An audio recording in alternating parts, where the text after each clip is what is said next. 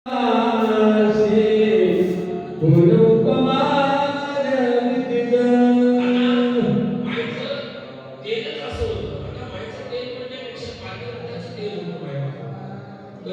खरं ज्ञान आहे. सो म्हणजे स्वान या अशा प्रकारे त्या ठिकाणी आनंद सूर्याचं तेज माहिती आहे. अनुसय मन धन्य संचित ऋषी आले अकस्मात त्रिगुणावलोकिले विख्यात आजीचा सुदिन उगवला. पत्रिकाश्रमाच्या ठिकाणी माई ज्यावेळी या ठिकाणी मायला बघितलं ब्रह्मविष्णू महादेवानं त्यावेळेस ते स्वरूपात अशा प्रकारचं तेजपुंज होतं मायबापू. आणि अशा प्रकारे मायला सुद्धा समाधान झालं. मायने दर्शन घेतलं. मायला वाटलं हे अतिथी वर्ग आपल्या घराला आले म्हणजे आपण पावन झालो. अशा प्रकारे त्या ठिकाणी माता सुद्धा त्या ठिकाणी धन्यता मानू लागली. ब्रह्मा विष्णू त्रिनयन ही बोलती मुखे वचन आम्ही घेता तुझे दर्शन फार संतोष झाला महादेव सुद्धा त्या ठिकाणी बद्रिकाश्रमाच्या ठिकाणी माईचं दर्शन घेतल्यानंतर मायला म्हणू लागले की माय आम्ही सुद्धा धन्य झालो. कारण याच्यासाठी केला होता अट्टहास, शेवटचा दिवस गोडवावा या उक्तीप्रमाणे आम्ही याच कामासाठी आलो होतो. आणि हे काम अशा प्रकारे तुम्ही भेटल्यामुळं आता आमचं काम ज्या कामासाठी आलो ते काम आमचं होणार. अशा प्रकारचं त्या ठिकाणी त्यांना समाधान वाटू लागलं. ब्रह्मा विष्णू शंकर बोलती मातेशी उतार आता झाले दोन प्रहर सुतीने फार पिडले आम्हा. ब्रह्मविष्णू महादेवानं सांगितलं माय आम्हाला भूक लागलेली आहे, वेळ झालेली आहे भुकेची, आम्हाला भूक लागलेली आहे आणि आम्हाला आता भोजनाची तजवीज कर किंवा तयारी कर. अशा प्रकारे त्या ठिकाणी आपल्या भोजनाची अपेक्षा किंवा अभिलाषा त्या ठिकाणी मातेसमोर ब्रह्मविष्णू महादेवानं बद्रिकाश्रमाच्या जागी व्यक्त केलेली आहे.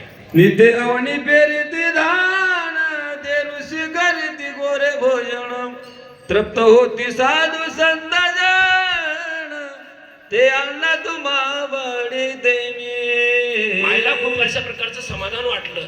ठीक आहे महाराज, खूप आम्ही अशा प्रकारे धन्य आहोत. अहो आमच्या इथं सदोदित अशा प्रकारचं सदाव्रत चालते. सकाळी धान्य पेरायचं, दुपारी काढायचं आणि लगेच सायंकाळच्या सुमाराला त्या ठिकाणी त्याचा पाक करायचा, स्वयंपाक करायचा आणि सगळ्यांना या ठिकाणी जीव घालायचं. इथून कोणताही जीव विनमुख जात नाही. माणसाची लेकरं जात नाही, पक्षाची पाखरं जात नाही. अशा प्रकारची इथली अशा प्रकारची इतिव्रत आहे या ठिकाणाचं. आणि याच्यामध्ये तुम्ही या ठिकाणी सामील झालात म्हणजे आम्ही धन्य झालो. अशा प्रकारची समाधान किंवा कृतार्थता माता त्या ठिकाणी आपल्या मनामध्ये व्यक्त करू लागली. तव ब्रह्मा विष्णू त्रिनयन बोलती मातेशी वचन आम्हावर जास ध्यान त्रयमूर्तीसी जाण. मनात झालेलं समाधान ज्यावेळी ब्रह्मविष्णू महादेवाला त्या ठिकाणी तिथं व्यक्त केलं त्यावेळेस त्या ठिकाणी तिथं ब्रह्मविष्णू महादेव काय म्हणतात बघा की माय आम्हाला हे काय अन्न चालत नाही, आम्हाला हे अन्न चालत नाही. अशा प्रकारे त्या ठिकाणी बोलत आहे. माता असणारी काय म्हणते बघा. अनुसया माता आपण समजली अंतरीचा गुण म्हणे माग पडी ऋषी दिसता ती मज लागी. माता असणारी महान पतिव्रता होती मायबापू. आणि मग तिथं लगेच मायला यांच्या मनातले अशा प्रकारचा जे विकल्प भाव होता तो त्या ठिकाणी प्रत्ययाला आला, कळाला. आणि माता असणारी आता आपल्या मनामध्ये समजून घेतली की हे एक विकल्प बुद्धीनं काहीतरी आपल्याला बोलत आहे आणि इथं आपल्याला आता सावध राहिलं पाहिजे. अशा प्रकारे त्यांनी मनाची खुणगाड बांधली. माता त्या ठिकाणी काय करते पहा. मग माता बोले यथार्थ नाही दुसरा पदार्थ कवन गती करावी समर्थ सांगा विचार आमासी. पोरांना अशा प्रकारचं पवित्र भोजन देत असताना सुद्धा त्या ठिकाणी त्याला नकार देऊन आम्ही आणलेला काहीतरी शिदा आहे आणि त्याचा भात करण्यासाठी इथं त्या ठिकाणी सांगतात. म्हणजे यांच्या मनामध्ये काहीतरी वेगळा अशा प्रकारचा विकल्प आहे हे मातेला कळालं. त्यावेळेस माता आणखी त्या ठिकाणी खूप विनंती करते आणि त्या ठिकाणी महाराज आता मी काय करू अशा प्रकारे त्या ठिकाणी प्रतिप्रश्न करते. त्यावेळेस हे त्रिगुण असणारे त्रिदेव असणारे काय म्हणतात बघा. तव बोलती तिघे जण साहित्या माझोगळी जाण तयाचा पाक करावा आपण वाढावे भोजन आम्हासी. आणि मग त्या ठिकाणी मातेला ब्रह्मविष्णू महादेव सांगू लागले की तुम्हाला काळजी करायची काही गरज नाही. आमच्याकडे कोरडा शिदा आहे तो घ्या आणि त्या शिदा घेऊन त्याचा स्वयंपाक आम्हाला करून द्या. अशा प्रकारे त्या ठिकाणी ब्रह्मविष्णू महादेव त्या बद्रिकाश्रमाच्या जागी माता अनुसयेला बोलू लागले.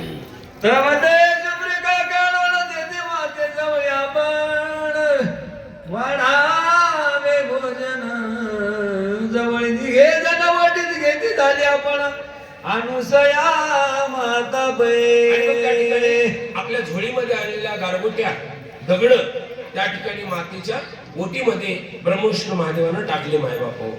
आता वास्तवामध्ये हातामध्ये जर खडा असले तर आपण केविलवाणी अवस्था होती, परेशान होतो. आता इथं प्रत्यक्ष दगडाचाच भात करून देण्यासाठी या ठिकाणी ब्रह्मविष्णू महादेवानं मातेला सांगितलं. किती मोठं साकडं आहे बघा ना. अशा प्रकारची भीषण अशा प्रकारची अवस्था, विपरीत अवस्था त्या ठिकाणी मायला प्रत्ययाला येत आहे. माय काय करते बघा. अनुसयाने उष्ण केले पान शुभ्रिका दिद घ्या बरोने आठवाला करी अंत करणी तया दिगांबर प्रभुजा. मग त्या ठिकाणी नाम हत्यार बडा जन का बिघन के माती पर ठणका माय बाप. सद्गुरु सारखा असता पाठीला काही इतराची लेखा कोण करी. मागे पुढे उभा असे सांभाळीत आली आघात निवारावया. केवढेही मोठं संकट आलं तर प्रभू सखा असणारा आपल्याला त्या ठिकाणी बरोबर अशा प्रकारचं सांभाळत असतो. हा सिद्धांत आहे, हा अनुभव आहे, हा साक्षात्कार आहे.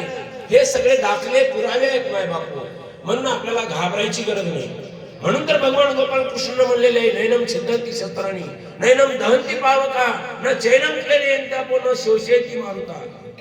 जर देव पाठी राखा असेल ना माणूस पाण्यात बुडत नाही, विस्तवात जळत नाही, शस्त्रानं तुटत नाही. अशा प्रकारचं त्या ठिकाणी कणखर बाणा त्या जीवाचा होतो. त्याच्यामुळे आपल्याला भिण्याची गरज नाही. मग त्या ठिकाणी माईनं त्या ठिकाणी गरम केलं पाणी, गरम केलं. त्या गरम पाण्यामध्ये त्या ठिकाणी ते गारगोट्या टाकल्या जसं आपण तांदूळ टाकतो त्या पद्धतीनं. आणि लगेच त्या प्रभू समर्थाचा धावा केला आणि त्या देवाला अळवू लागली.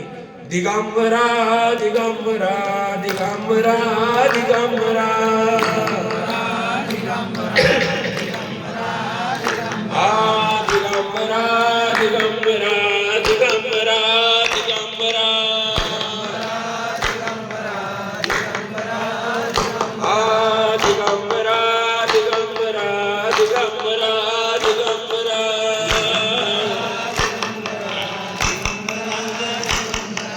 दिगंबरा दिगंबरा दिगंबरा दिगंबरा आ दिगंबरा दिगंबरा दिगंबरा दिगंबरा दिगंबरा दिगंबरा. सद्गुरु महाराज की जय. अनुसयाचे एकाग्र मन मग तिने लाविला अग्न संतोष झाले अंतकरण अभावती घाचा पाहुणे. आणि म्हणून त्या ठिकाणी माय बापू मनाची एकाग्रता साधली मायनं. मन गया तो गया मत जाने दे शरीर न खेचे तो मन को तो कैसे लगेगा तीर. हे जे संत कबीरदासांनी म्हटलेलं आहे ना माय बापू फक्त रस्त्याने फिरणाऱ्या येरागबाळ्यासाठीचा उपदेश आहे, साध्या सुध्या माणसासाठी. आपण नामधारक शिष्य आहोत, आपल्याला असं जमतच नाही. मन गया तो गया मत जाने दे शरीर. मन गेलं तर काहीच राहिलं नाही, मग संपलंच. अहो मनाची भक्ती वय खरी. नामधारक भक्तांनी गुरु भक्तांनी मनाची भक्ती केली पाहिजे, मनानं भक्ती केली पाहिजे. मन गया तो गया म्हणलं तर जमणार नाही. मन गया तो सब कुछ गया. मग म्हणजे हे माणसानं पथ्य पाळलं पाहिजे. मग अनुसयामाईनं मनाची एकाग्रता साधली, त्या प्रभू समर्थाला त्या ठिकाणी आळवलं माय बाप हो. आणि देवा या धाव पाव याच समय आला, देवा उशीर बहु झाला, धाव पाव याच समय आला, देवा उशीर बहु झाला, धाव पाव याच समय आला.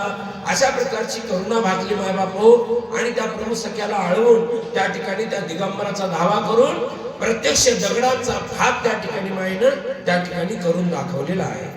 हृदय करी नामाचा घोष, गुप्त पाक पाहून या विनाश, धावला अनुसयाचे कार्यास, संकष्ट निवारावया.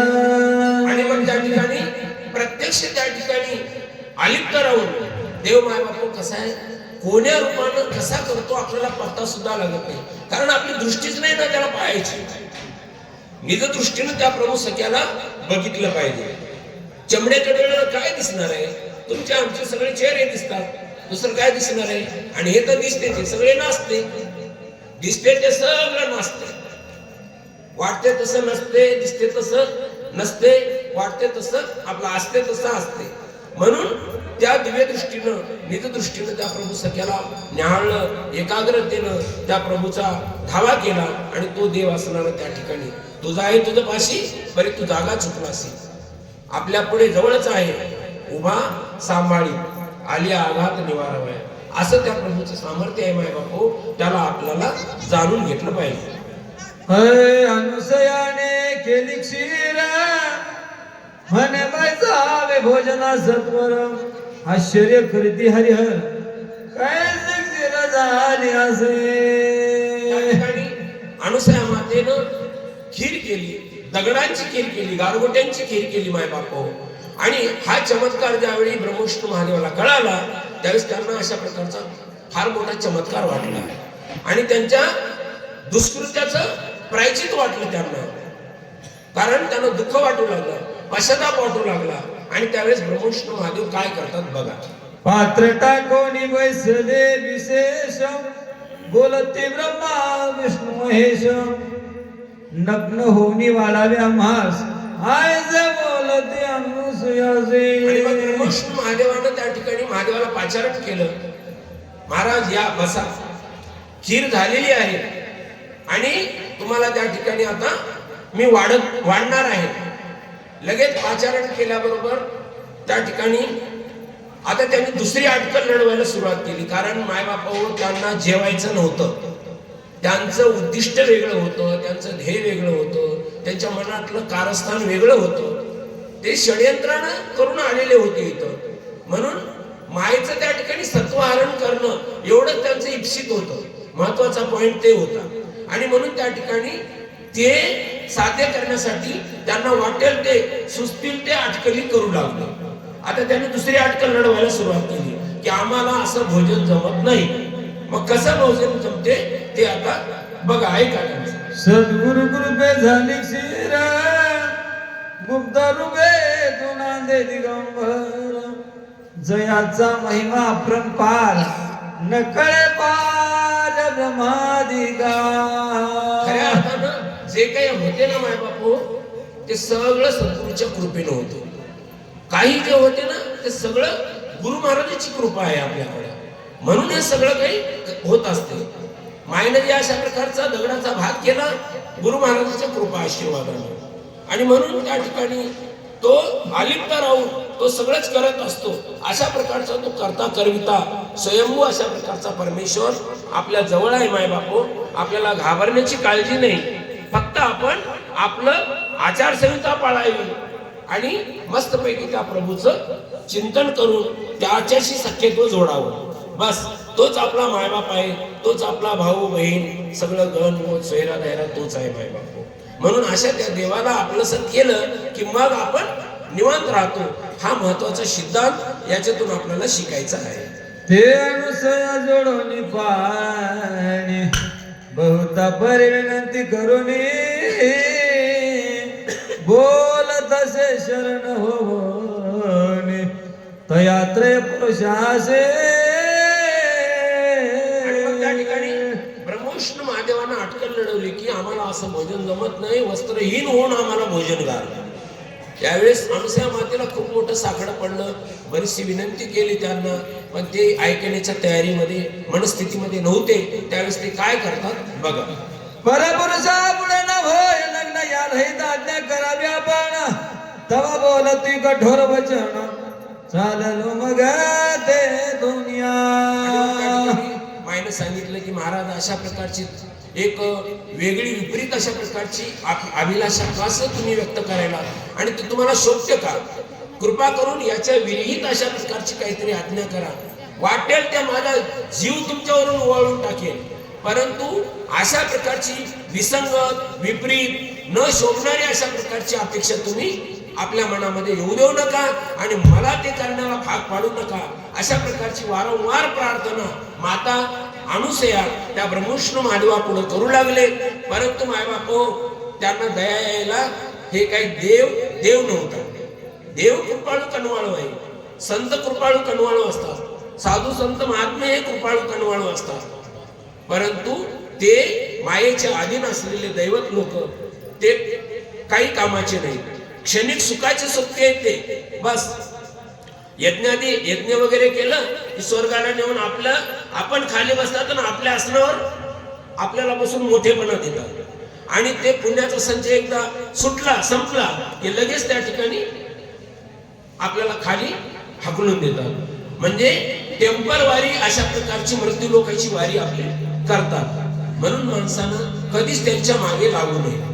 दैवताच्या जंजाळामध्ये जर पडलो तर आपल्याला अधोगती झाल्याशिवाय राहत नाही. हे सिद्धांत आहे, ग्रंथाचे बोल आहे. शिष्य असावा सुमती, तरीच होईल सद्गुरूची प्राप्ती. दैवताची करिता भक्ती, अधोगती प्राप्त होईल. चित्प्रकाश ग्रंथामध्ये 41व्या अध्यायामध्ये किंवा 42व्या अध्यायामध्ये पहिलीच ओवी आहे. आता तुम्हाला 41 आहे की 42 आहे मला काय माहित. आता मी जर अॅक्युरेट सांगलं तर तुम्हाला इथं शांतपणा दिसून येईल ना. लय गुरुजी ग्रंथाचे अभ्यासक आहेत, तुम्हाला तसं वाटलं म्हणजे मी फसलो, संपलं. ते 41 असो का 42 असो का 48 असो, मला काय घेणं देणं आहे. पण ओवी आहे हे आपला गाभा आहे. सार महत्वाचं आहे. सार कितवी ओवी आहे याच्यापेक्षा ती ओवी आहे का आणि ते आपल्याला लागू होते का, हा महत्वाचा गाभा आहे. कितवी ओवी आहे हे सांगणं, एखाद्या अध्यायामध्ये सांगणं, हे फक्त लौकिकासाठी हुशारकी मिरवण्याचे धंदे आहेत. आमचं काहीच खरं नाही, इमानदारीनं खरं सांगायचं म्हणजे.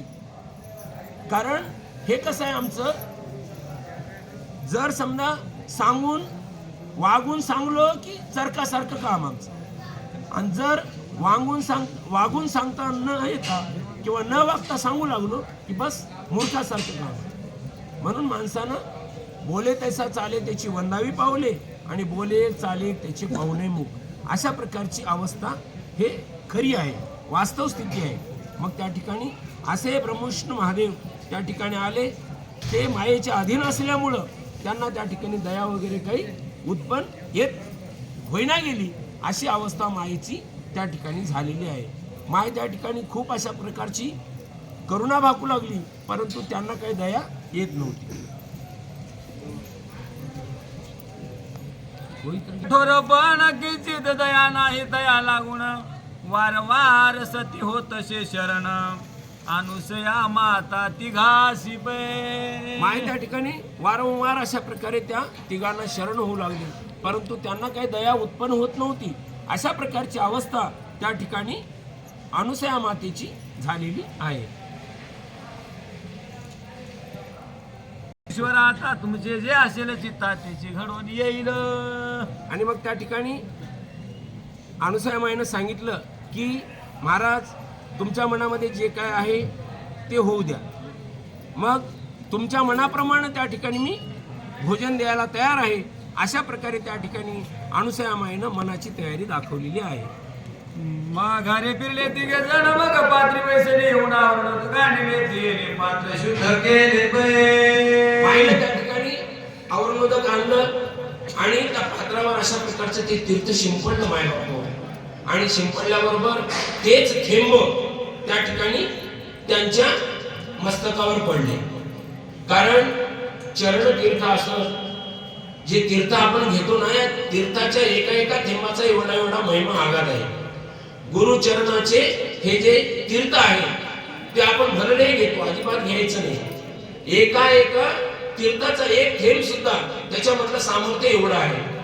ब्रह्मविष्णू महादेवाचं त्यांचं स्वत्व त्या ठिकाणी हरून बसलं, त्यांना बालकत्व प्राप्त झालं. अशा प्रकारे ते आवरलं त्या ठिकाणी पडल्यानंतर हा चमत्कार त्यांच्या प्रत्ययाला आलेला आहे.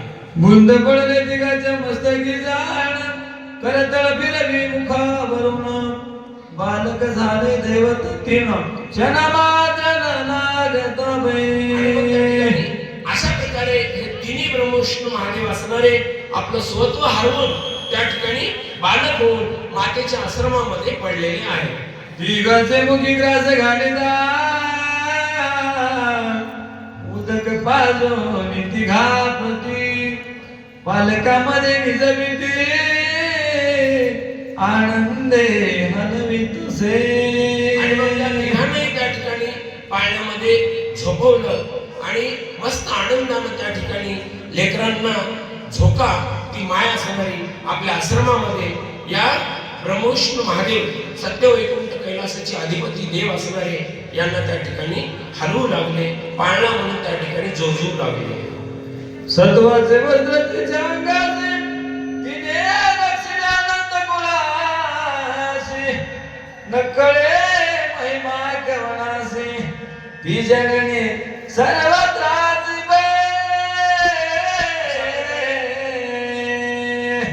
त्या ठिकाणी असं या मायेनं त्या सत्वाचं वस्त्र परिधान केलेलं होतं मायबापो.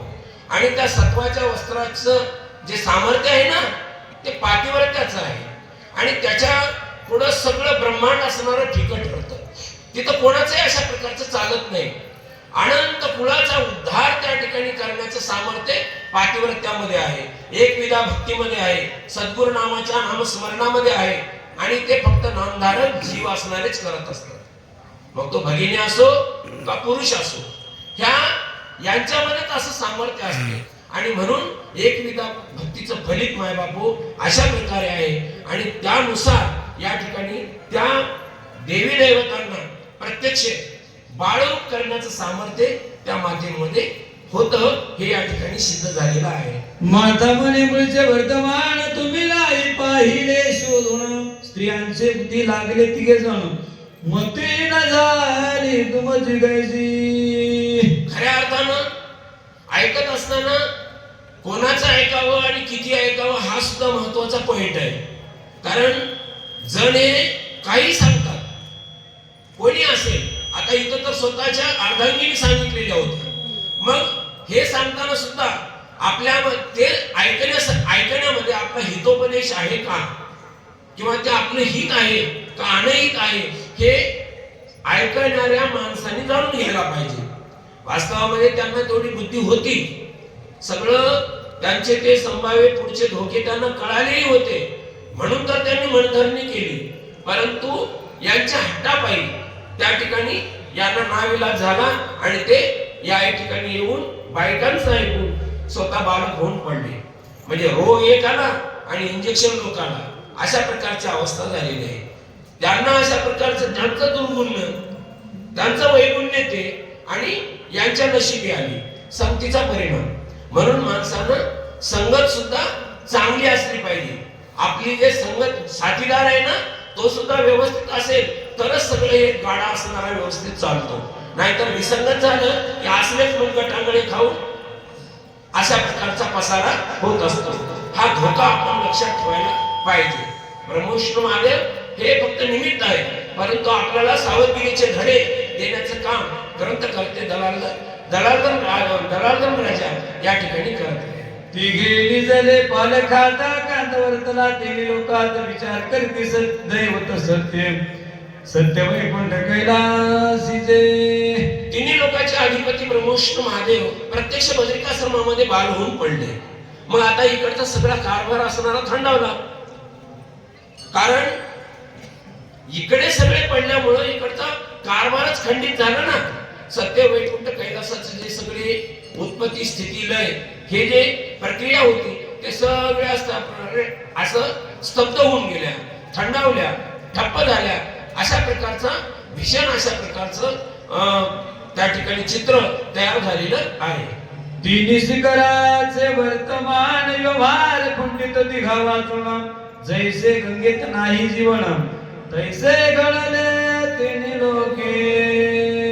तसेच गंगेमध्ये पाणी नसल्यानंतर गंगेला जशी किंमत राहत नाही माय बापू, तसं सत्य वैकुंठ कैलासामध्ये देवच नाही ना मंदिरामध्ये, तर त्या मंदिराला काय किंमत आहे. अशा प्रकारची अवस्था सत्य वैकुंठ कैलासाची झालेली आहे. झाला सर्वत्राची आकांत कोठे त्रिगुण झाली वृत्त दैवतागिरी कंदरी पाहत कोठेही ना दिसती दे. विष्णू महादेवाला हुडकण्यासाठी सगळं दळभार सत्य वैकुंठ कैलासाची तीन असे 9 कोटी देवी देव सगळे दऱ्याखोऱ्याने इकडे तिकडे हिंडू लागले आपल्या देवाचा शोध घेण्यासाठी, आपल्या कारभारी देवाचा शोध घेण्यासाठी. परंतु त्यांना कुठेही अशा प्रकारचे ते सापडत नव्हते, कारण हे होते बद्रिकाश्रमामध्ये, अनुसूया मातेच्या आश्रमामध्ये. दैवता येती फिरोण सांगती सकल वर्तमान मान दिसते त्रिगुण ब्रह्मा विष्णू महेश्वर देवी देवत असणारे मुलांमधून होऊन त्या ठिकाणी माघारी फिरून येत होते आणि लक्ष्मी सावित्री पार्वती मातेला ही अशा प्रकारची करुण कहाणी मागा कुठे भेटत नसल्याची केविलवाणी अशा प्रकारची वार्ता त्या ठिकाणी कथन करत होते. चिंता प्राप्ताची की कारण कैसे जपळतील त्रिगुण ब्रह्मा विष्णू त्रिनयन नाही आले सगळ्यांना चिंता पडली. ब्रह्मविष्णू महादेव आणखी सुद्धा अशा प्रकारे आले नाही, कधी भेटतील कधी येतील अशा प्रकारची लालसा किंवा त्या ठिकाणी अशा प्रकारची आसुसी त्या ठिकाणी त्यांना लागलेली आहे. मृत्युलोकी नारदाचे गमन त्याने मालक केल्यावलोकन पालकाने जले तिघे जण त्याचा मी जाल्या बहुनी आलो. आणि मग त्या ठिकाणी नारद मुनी असणारे त्रिलोक्यामध्ये त्यांचा भटकंती होती. बद्रिकाश्रमाच्या ठिकाणी नारद मुनी गेले. प्रत्यक्ष ते वास्तव चित्र मातेच्या आश्रमामध्ये पाळण्यामध्ये ब्रह्मविष्णू महादेव सत्य वैकुंठ कैलासाचे अधिपती बाळ होऊन पडल्याचं प्रत्यक्ष उघड्या डोळ्यांनी नारद मुनींना बघितलं. आणि हीच वार्ता येऊन या ठिकाणी या लोकांमध्ये सत्य वैकुंठ कैलासामध्ये लक्ष्मी सावित्री पार्वती मातेला सांगितलेली आहे. काय म्हणतात बघा. सांगे वर्तमान तिघी प्रती अनुसया करही बालके केडती तिघेही रुदन करीती ब्रह्मा विष्णू रुद्र त्या ठिकाणी नारद मुनी म्हणू लागले की माय तुम्ही काही काळजी करू नका. अहो तुमचे पतिराज असणारे त्या ठिकाणी अनुसूया मातेच्या आश्रमामध्ये मृत्यू लोकामध्ये बद्रिकाश्रमाच्या जागी थांब म्हणजे झोपलेले आहेत. छोटे बाळ रूप होऊन त्या ठिकाणी पाळण्यामध्ये पहुडलेले आहेत. माता हलवत आहे, जोजवत आहेत, लेकरासारखी अवस्था त्यांची आहे. अशा प्रकारे ते सर्व त्या ठिकाणी इतिवृत्त किंवा वास्तव वृत्तांत त्या ठिकाणी सत्य वैकुंठ कैलासामध्ये येऊन माता लक्ष्मी सावित्री पार्वती मातेला नारद मुनीने सांगितलं. नारद तो पाणी जोडून म्हणे विनंती तुम्हा कारण तुम्ही गेल्या वाचून नयती त्रिमूर्ती सर्वथा. तुम्हाला जर तुमचे पतिराज हवे असतील तर तुम्ही स्वतः जा, तिथं जा, त्या अनुसार मायला शरण जा आणि लगेच आपले पतिराज घेऊन या. अशा प्रकारे त्या ठिकाणी नारद मुनीनं माता लक्ष्मी सावित्री पार्वती मातेला सांगितलेलं आहे. जरी ते देण झाला पण तरी न येते कदापि त्रिगुण न पालटती रूपे जाण दया बाळगाची ऐक हो. तुम्ही जर नुकतंच अशा प्रकारचा थेरॉटिकल विचार करत बसला तर अजिबात याच्यामध्ये काही पर्याय म्हणजे बदल होणार नाही. तुम्ही स्वतः जा, तिथं अनुसूया मातेच्या आश्रमामध्ये जा, तिथं शरणागती पत्करा आणि आपले पतिराला आपले घेऊन या. बस हे एकमेव अशा प्रकारचा रामबाण औषध आहे असं नारद मुनी असणारे त्या माऊल्यांना सांगत होते. तिघी बोलती नारदासी ती देवाची आकृती कैसी ते सांगाव्या मापासी कृपा करून नारद हो. आतापर्यंत माहितीच नव्हती. आता नारदाकडून वार्ता कळाली की आता आमचे पतिराज कुठंतरी आहे, बद्रिकाश्रमाच्या जागी, अनुसया मातीच्या घरी, पाळण्यामध्ये वगैरे वगैरे सगळे माहिती कळाली. आता मग यांना आणखी यांची लालसा असणारी द्विगुणित झाली, कारण भेटण्याची इच्छा प्रबळ झाली यांची. आणि मग ते म्हणू लागले की त्यांचं रूप कसं आहे, ते कसे आहेत, त्यांना ओळखायचं म्हणजे काही खूनगाठ आहे का. अशा प्रकारे त्या ठिकाणी माता लक्ष्मी सावित्री पार्वती माता नारद मुनीला आपल्या पतिराजांविषयी विचारू लागली. नारद मुनी निरूपित पूर्वक तिघाचे स्वरूप झाले एक, काही कर विवेक तुम्ही तेथे जाऊन या. आणि मग त्या ठिकाणी नारद मुनी म्हणू लागले की इथं काही बोलण्यात मजा नाही, वेळ घालण्यात मजा नाही, वेळ समीप येत आहे आणि इथं टाइमपास करण्यात काही अर्थ नाही. म्हणून तुम्ही आता ताबडतोब जा, बद्रिकाश्रमाच्या ठिकाणी जा, मायेला शरण जा, मायेकडून आपल्या पतिराजाची भीक मागा, ते तुम्हाला दान देऊन टाकतील. बस काम खतम होऊन जाईल. अशा प्रकारे त्या ठिकाणी नारद मुनीनं याच्यावरचा पर्याय असणारा तिथं सांगितलेला आहे. वचन ऐकताची श्रवणी म्हणते केव्हा पाहू नये, पाहिल्या वाचून समाधानी न होय तिघी पतिव्रताची. मग त्या ठिकाणी अशा प्रकारचं वचन ऐकलं, त्यांना समाधान झालं. लगेच आता त्या ठिकाणी आपल्या पतिराजांना आणण्यासाठी ते जाण्याची मानसिकता तयार करत आहेत. तिघी निघाल्या तेथून आल्या चतुर्थ घाट उल्लंघुनी, मृत्यू भूमिकेशी येऊन ठाकल्या अंगणी अनुसयाच्या. आणि मग त्या ठिकाणी ते तिघी माऊल्या असणाऱ्या सत्य, वैकुंठ, कैलास, स्वर्ग हे सगळे चारी घाट ओलांडून या मृत्यू लोकामध्ये कर्मसृष्टीला बद्रिकाश्रमाच्या जागी अनुसया मातेच्या आश्रमामध्ये त्या ठिकाणी येऊन दाखल झालेले आहेत. सुंदर बद्रिकाश्रम स्थळ तेथे राहे तिस दयाळ, अनुसया नाम निर्मळ तिचे असे देखावे. उत्तरांचलमध्ये अशा प्रकारचे हे बद्रिकाश्रम स्थळ अत्यंत पवित्र स्थळ माय बापू.